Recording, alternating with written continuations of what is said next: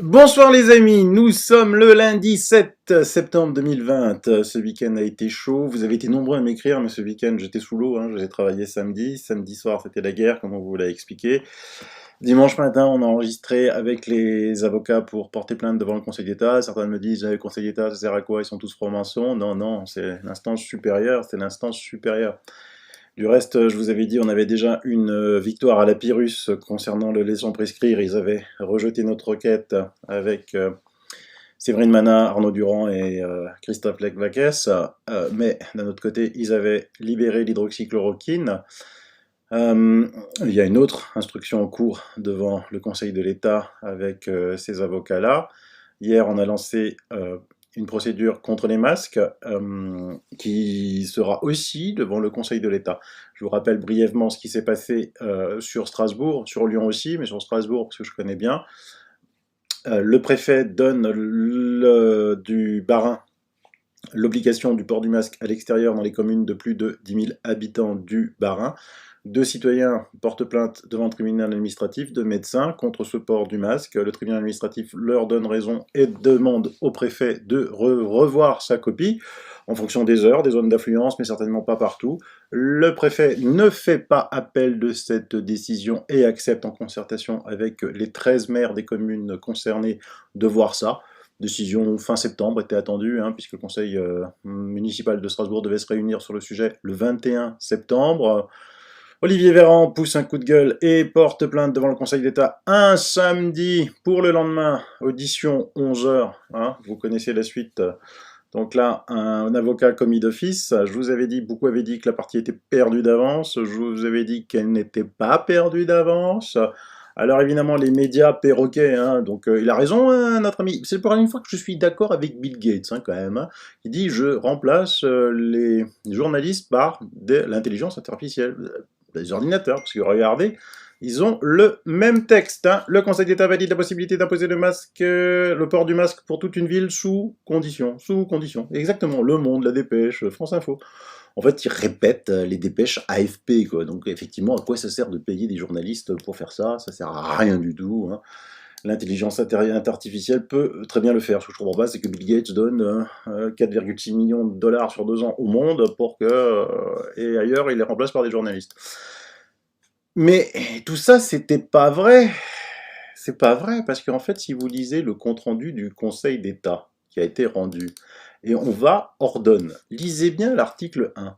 Il est enjoint à la préfète du Bas-Rhin de prendre au plus tard le mardi 8 septembre à midi un nouvel arrêté ou de modifier son arrêté du 28 août 2020 pour limiter dans les communes concernées l'obligation du port du masque qu'il prévoit des périmètres permettant d'englober de façon cohérente les lieux caractérisés par une forte densité de personnes ou une difficulté à assurer le respect de la distanciation physique. À défaut, l'exécution de l'arrêté du 28 août 2020 sera suspendue. Article 2, l'ordonnance du juge des référés du tribunal administratif de Strasbourg est réformée, ok, mais aussi le surplus des conclusions de la rejet du ministre des Solidarités et de la Santé est rejeté. Voilà. Donc en fait, il était très bien ce jugement. Mais quelque part, Véran a senti que ça n'allait pas se passer comme il voulait, et dimanche matin est tombée la nouvelle incroyable. Strasbourg est mis en zone rouge. Zone rouge. Oh, qu'est-ce qui se passe? Zone rouge, parce que je vous avais montré les schémas, il n'y a rien à Strasbourg, donc je vous avais montré ces schémas-là. Dans nombre de patients hospitalisés pour le Covid, le 5-9, Bas-Rhin 0. Ici, le 4-9, nombre de passages aux urgences pour le Bas-Rhin 0. Donc pourquoi il a pris ça? C'est arrêté, pourquoi il a mis le Bas-Rhin en zone rouge. Alors on a essayé de savoir auprès de l'ARS, le Bas-Rhin repasse en zone rouge et l'ARS refuse de dire pourquoi. C'est super, pourtant c'est payé par nos impôts, puisque si on est en zone rouge, on devrait quand même être concerné. Mais ça change quoi? Passer en zone rouge, ça veut dire que le préfet a à nouveau tous les pouvoirs. Et bingo, ce soir, le préfet, il dit quoi? Il dit, d'abord, allez, il en met sur les anti-masques. La préfète de la région Grand Est du Bas-Rhin, Josiane Chevalier, veut commencer par l'aspect humain. On ne peut pas oublier les morts du Covid et la douleur des familles, de même que l'engagement fort des soignants pour elle, en ce sens, ne pas porter de masque relève de l'égoïsme. Ah bon? Donc quand il y avait le pic de l'épidémie, qu'il y avait des morts, on disait que le masque n'était pas nécessaire. Madame la préfète, vous dites quoi là? Je comprends pas bien là. Vous mettez en cause, peut-être qu'il y a aussi eu autant de morts, c'est parce qu'il n'y avait pas de masque à cette époque. Peut-être. Donc là, c'est vraiment déplacé ce genre de remarque. Le nombre d'admissions dans une hospitalisation est stable. Ah, merci. Enfin, moi j'ai appelé ce matin des amis qui travaillent dans les 2 hôpitaux principaux de Strasbourg. Ils n'ont jamais passé des nuits aussi paisibles, hein. Franchement, il n'y a rien, rien, rien. Heureusement qu'ils le disent. Alors il parle ensuite, à 16h10, Michel Vernet, responsable de la santé publique France Grand Est, évoque la situation épidémiologique. Une lente dégradation est observée dans la région depuis la mi-juillet. Ah bon? Le Bas-Rhin est le département le plus touché, avec 41,7 nouveaux cas par tranche de 100 000 habitants. Le taux de positivité se dégrade, mais reste gérable à 2,6. À en mettre en relation avec la forte hausse. Donc là, il ne parle plus de gens hospitalisés, il ne parle plus de gens malades, il ne parle plus de morts, il ne parle plus de gens en réanimation, il parle de gens positifs au test. Mais alors moi, des gens positifs au test qui m'écrivent « Je suis positif au test et je vais bien, Sylvano, je vais bien ». Depuis quand c'est un argument, ça, la positivité à un test? Alors que tout le monde remet en cause la fiabilité de ces tests, et que le grand professeur Raoult dit que 40% de ces tests sont faux. Sont faux.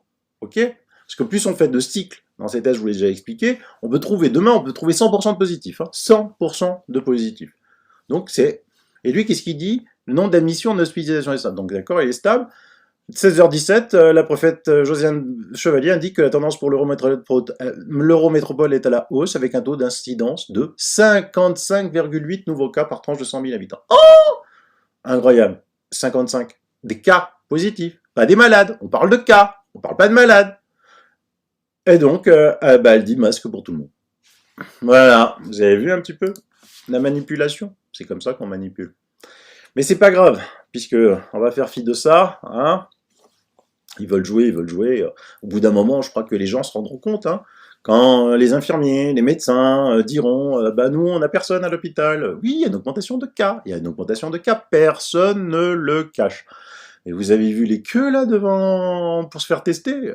Je vais dire bientôt, on va dépasser, je vous avais annoncé il y a une semaine. Moi aussi, je fais de 20, monsieur Véran. Quand on va faire une journée avant le 12 septembre à plus de 10 000 cas, hein, je continue à tenir les paris. Hein. Vous avez vu les queues? 2-3 heures de queue. Des gens qui vont bien, ils n'ont pas l'air malades, pour se faire tester, bah c'est sûr. Je vous rappelle qu'en pleine épidémie, si on avait fait le même nombre de tests, et là c'est pas Sylvano Trotta qui parle, c'est l'Institut Pasteur, on aurait à peu près 480 000 cas positifs par jour. 480 000 cas. Vous vous rendez compte? Aujourd'hui, tout est cas positif. Un petit exemple. L'infirmière me téléphone pour que je récupère Sarah car elle a mal à la tête et a vomi de l'eau. Cette incompétente me dit de l'emmener aux urgences pour faire un test Covid. Je lui réponds non, hors de question. Je vais voir mon médecin pour un certificat, elle revient demain. C'est à cause des masques. Elle n'a pas de fièvre ni de symptômes de Covid. Cela devient du n'importe quoi. Ils veulent des faux positifs pour continuer leur mascarade. Mascarade. On tient le mot. Hein, petit rappel, plus de 40 millions de personnes sont mortes depuis le début de l'année dans le monde, dans le silence assourdissant des médias, qui n'ont parlé que des 800 000 mortes avec le Covid, et dont l'énorme majorité serait, hélas, aussi morte sans le Covid. Est-ce qu'on va arrêter de vivre? Ou on reprend nos libertés? Maintenant, on compte les cas. Demain, on va compter quoi? Le nombre d'ongles incarnés? Encore un exemple, mais j'en ai tellement, parce que hélas, en ce moment j'ai vraiment pas le temps, vous m'envoyez plein certainement de documents, n'hésitez pas à me les renvoyer si vous avez des choses que vous pensez être importantes. Si c'est des vidéos, ça m'intéresse pas, j'ai pas le temps de les regarder. Sauf si c'est des petits bouts, 3-4 minutes, un témoignage, ou si c'est des vidéos longues et surtout qui sont déjà publiées sur le net, ça ne m'intéresse absolument pas.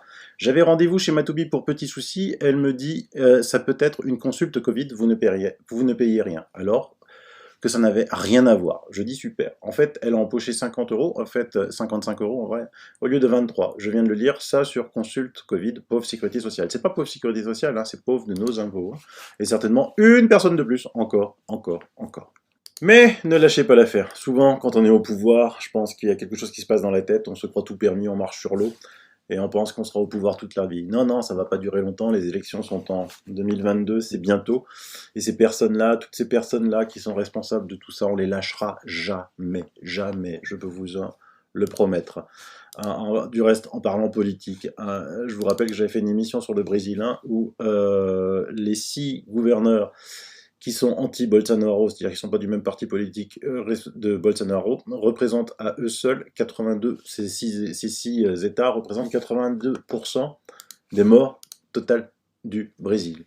6 États sur 23 au Brésil. Vous vous rendez compte un petit peu? Pourquoi? Parce que Bolsonaro a dit qu'il prenait l'hydroxychloroquine, donc eux disent l'hydroxychloroquine, c'est mauvais. C'est ce qui se passe aussi aux États-Unis. Je vous avais déjà dit que les États démocrates ne voulaient pas de l'hydroxychloroquine, que Trump prenait. Et là, vous avez un excellent article de François, toujours François, États-Unis, deux combats divergents, les démocrates ciblent Trump, les républicains, la santé des citoyens. Et ça va se savoir, faut que ça se sache.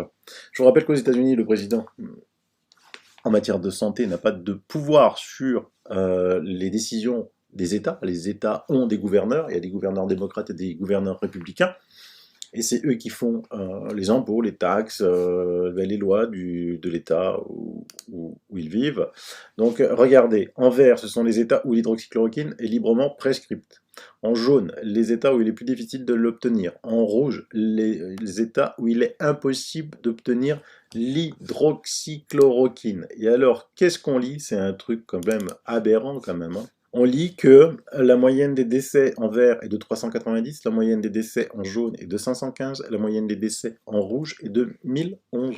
1011. Que vont penser les Américains quand ils vont aller au vote? Tout ça, parce que les démocrates ils disent que c'est toute la faute à Trump. André Savarino, chercheur au département des maladies infectieuses à Rome en Italie, avec plus de 3000 citations à son actif, a expliqué à France Soir combien l'hydroxychloroquine était politisée aux États-Unis, comme au Brésil, polarisant les débats entre républicains et démocrates à quelques 2 mois des élections présidentielles américaines. Le graphique suivant illustre les taux de mortalité des États en fonction de leur couleur politique. Les États en bleu, 37% de la population, sont ceux qui sont historiquement démocrates. Et les États en rouge, 32% de la population, sont ceux historiquement républicains. C'est-à-dire qu'ils ont toujours voté républicain ou démocrate. Les États n'ayant pas changé de couleur politique au cours des 4 dernières années est présidentielle en fait. Et les États que nous avons appelés incertains ont changé de couleur politique sur cette même période, sont en violet au milieu. Et bien regardez, 779, 444, 427, 427, c'est impressionnant. Avec des États, vous voyez là, sur le côté droit en bas, où il n'y a quasiment rien. Donc, mis à part nous faire croire que le virus est différent dans les États démocrates que les États républicains, c'est encore une preuve éclatante que l'hydroxychloroquine fonctionne.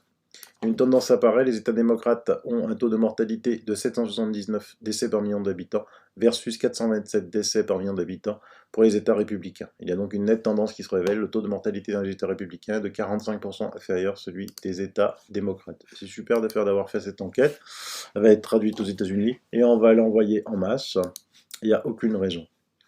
Vous m'avez reproché, certains m'ont reproché, Sylvano, tu avais présenté cet article, c'était il y a 3 jours, je sais plus, oui, 3 jours, et t'as pas lu la lettre d'un pneumologue qui dit que j'estime que 80% des diagnostics du Covid sont faux, surtout sur les causes de décès. Ce pneumologue avait publié sur Mediapart et il a été censuré. Mediapart censure. Il n'a pas respecté la charte de participation. Ouais, franchement, je comprends pas bien trop ce que c'est. Et donc, en fait, la lettre, je vous la remets, vous pouvez la lire. Alors, certains m'ont dit, ouais, mais il y a des choses très importantes dedans. Ok, donc j'ai retenu ce qui est très important. J'estime que 80% des diagnostics de Covid sont faux, surtout sur les causes de décès. J'ai moi-même rempli des certificats de décès en 2009 à l'époque du H1N1, alors que il avait mis dessus mort du H1N1 alors que c'était des cancéreux en phase terminale. J'ai honte. J'ai eu des preuves que ce phénomène non seulement est toujours présent, mais qu'il s'est amplifié. Actuellement, seul le taux de décès, éventuellement le taux d'admission en réanimation, sont les seuls critères fiables de l'épidémie. Les décès et les admissions sont au plus bas, voisins de zéro. Pourquoi parler d'épidémie sans malade? Le gouvernement multiplie les dépistages et trouve beaucoup de porteurs sains. C'est parfait, c'est tant mieux. Les porteurs sains sont utiles et nécessaires car c'est par eux que la protection de masse va se faire. Il est criminel et assassin d'empêcher cette protection de masse par le port du masque. C'est vrai que j'en ai pas parlé parce que j'ai le défaut, c'est vrai, je devrais faire attention. Que pour moi, tout ça c'est tellement évident parce que ça fait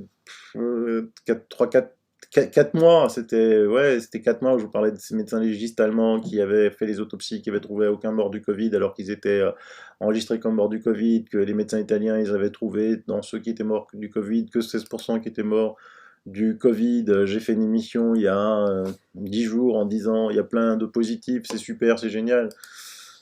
Donc, c'est vrai, tout le monde ne regarde pas tout le temps toutes mes émissions. Il existe des faits, pas de réa, pas d'hospitalisation, pas de mort, ce sont des faits. Il existe des extrapolations de mages, de gourous qui disent que peut-être demain, si les astres sont favorables, blablabla.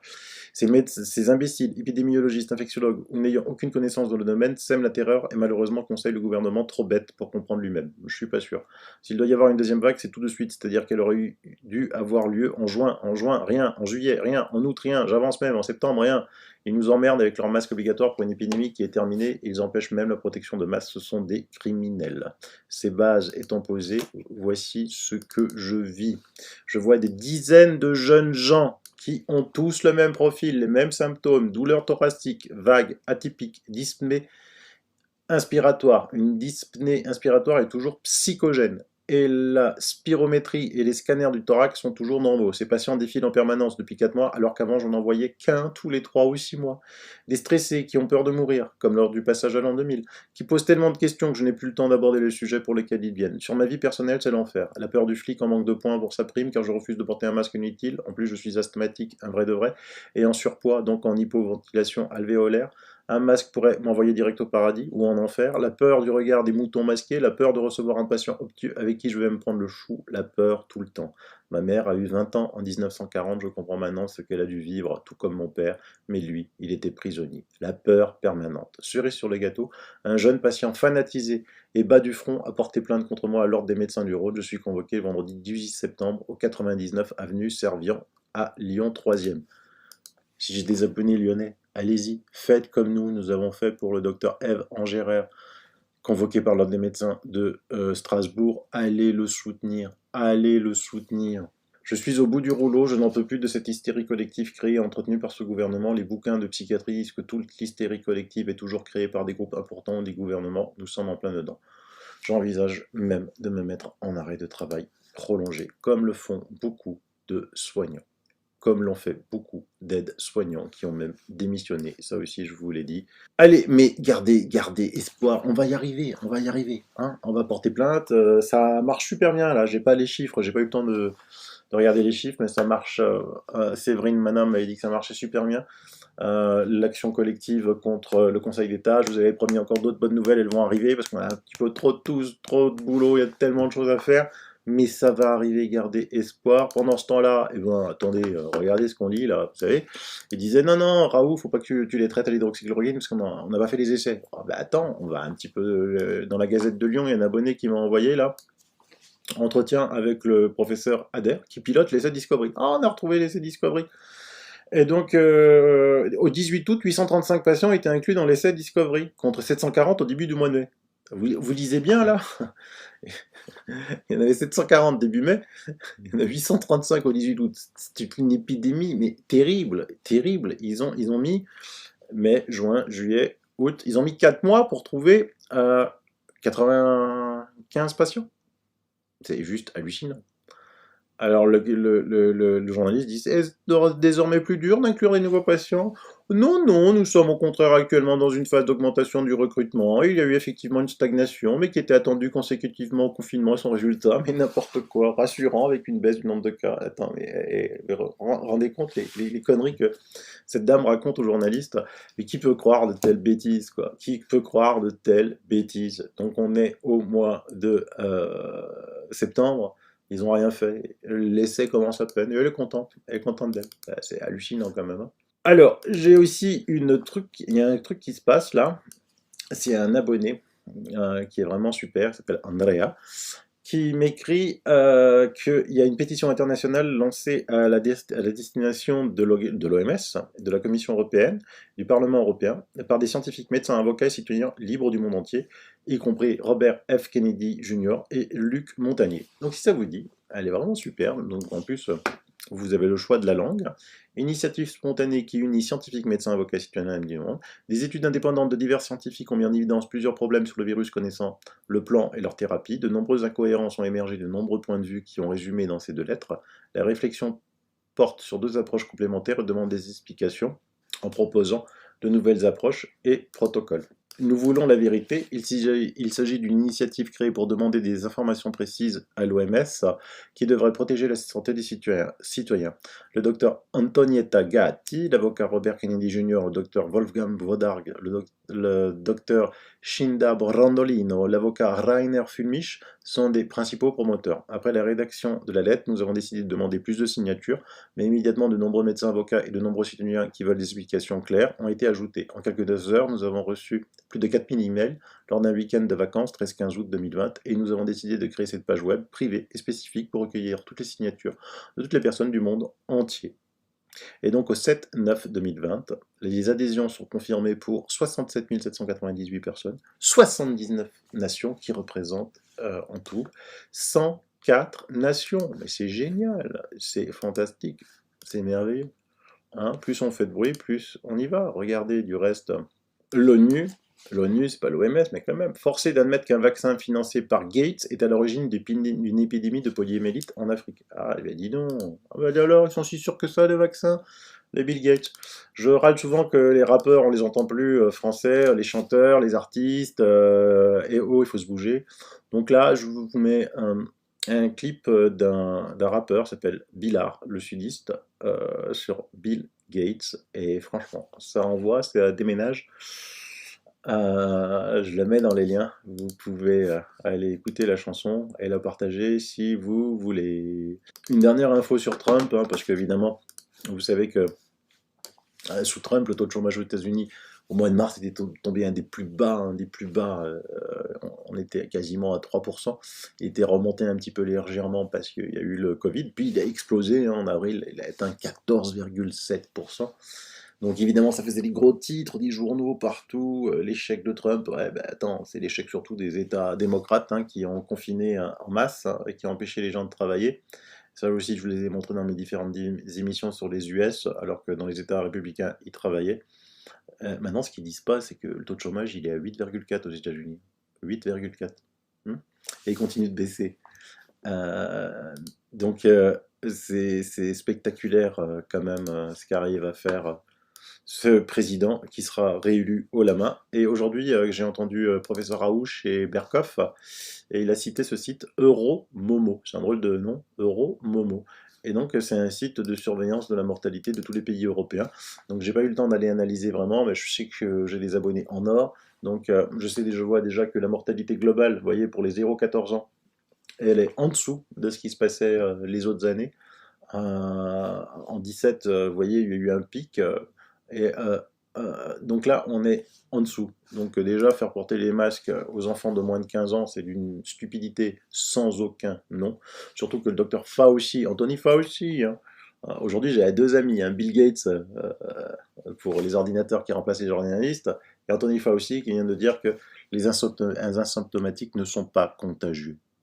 Donc arrêtez d'avoir peur, arrêtez de faire des queues de 100 km là, 5 heures c'était en fait, hein, j'avais même mal lu, même 5 heures, 5 heures. Ouais, déjà quand je vais faire des courses, il y a un chariot devant moi, j'ai envie de partir, donc 5 heures, voilà. Allez, je vous laisse, c'est tout pour ce soir. Il y a plein de boulot, je suis pas sûr que je reviens demain, parce que j'ai vraiment plein de travail, mais je travaille pour vous, hein. Je travaille pour moi, je fais, ça vous regarde pas, mais je travaille pour vous, et vous allez voir, ça sera que des bonnes nouvelles, que des bonnes nouvelles. Voilà, allez, bisous.